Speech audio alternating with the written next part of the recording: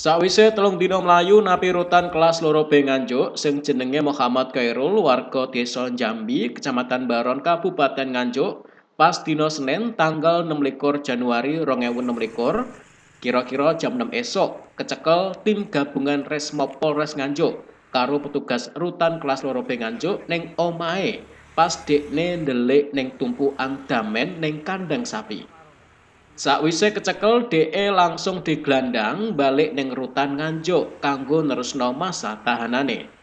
Narapidana iki mlayu saka rutan pas tanggal 22 Januari 2026. Carane njebol plafon pawon, munggah ning lemari, terus mlebu ning plafon. Metu lewat kisi tembok, terus menculot metu saka tembok rutan. Alasane pelaku mlayu saka rutan merga bojone arep kerja ning luar negeri, tapi pelaku bingung mikirno loro anake sing isih cilik. Sopo sing bakal ngurusi nek bojone bodal kerja ning luar negeri.